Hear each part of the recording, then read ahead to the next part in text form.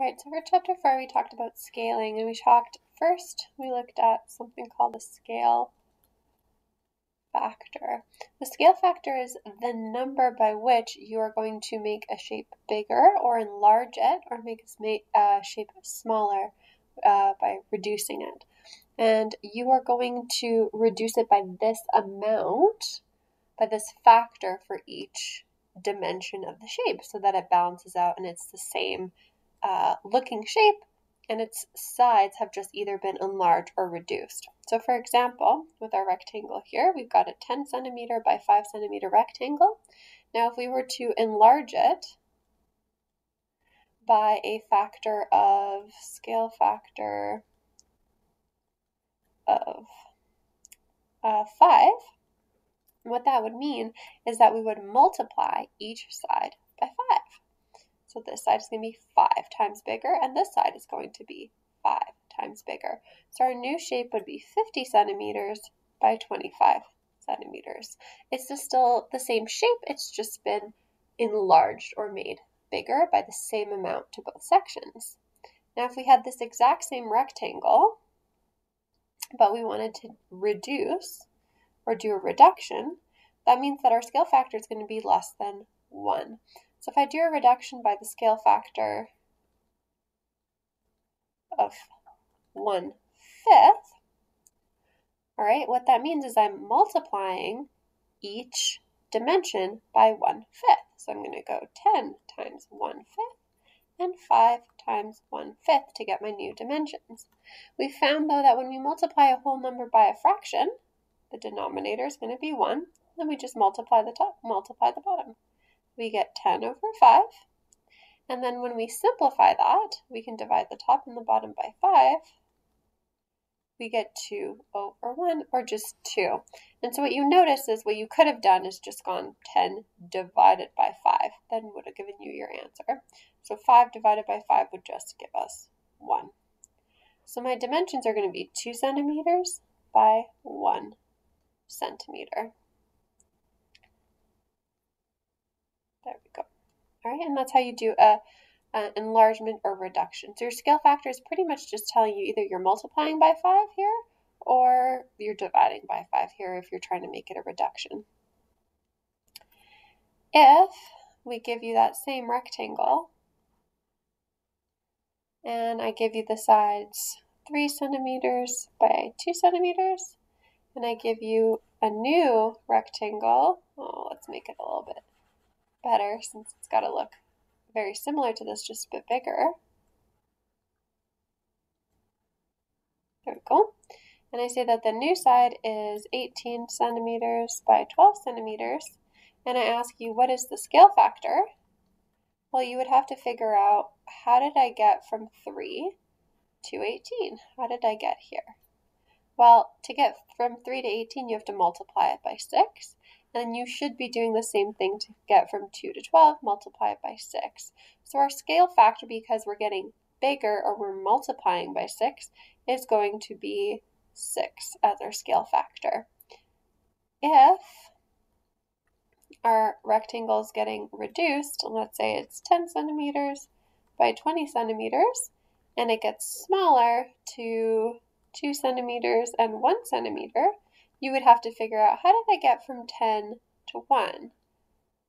Well, I'd have to divide by 10, and from 20 to get to 2, I'd have to divide by 10, which means my scale factor is going to be less than 0. So it's going to be, because I'm dividing, we're going to have 1 divided by 10 as my scale factor.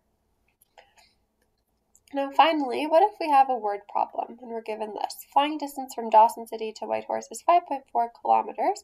The distance shown on the map is 3 centimeters. What is the scale factor? So the first thing we have to do is we have to figure out the scale. And the scale is going to be the diagram distance to the actual distance. All right, so now when we look at a map, this distance on a map from Dawson City to Whitehorse is 3 centimeters in length. But in actuality, that distance is 5.4 kilometers. Now the problem is we can't really figure out the scale factor if our measurement units are not the same. So first we have to figure out 5.4 kilometers, how many centimeters is that to be able to actually compare? So I'm going to have to convert 5.4 kilometers into centimeters. Now I know that 1 kilometer, I'm going to set up a proportion, is 100,000 centimeters. So I have to figure out how many centimeters 5.4 kilometer is. And when I do that, I can use the fish method to figure it out. Okay, I can also notice that I multiply by 100,000 here. So I'm going to be multiplying, oops, too many zeros. So I'm going to multiply by 100,000 here, which means I need to move my decimal over 5 times to the left. When I do this calculation, I should get 1,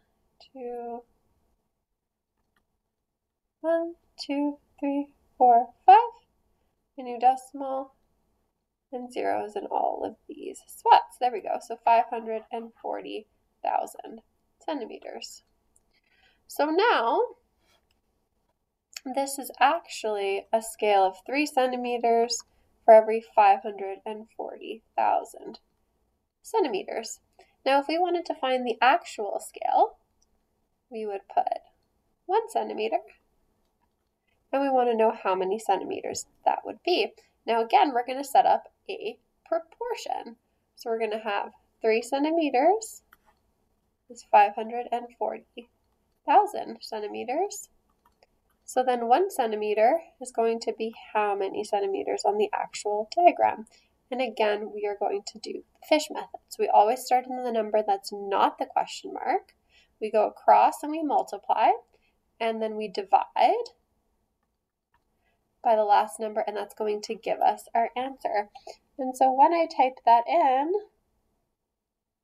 540,000 divided by 3, we are going to get 180,000 centimeters, which means that for every 1 centimeter on the diagram, it actually represents 180,000 centimeters in real life. And so now if anyone asks us a question and said, well, how many real kilometers, right, or how much actual size is 4 centimeters on the map, we would be able to set up a proportion.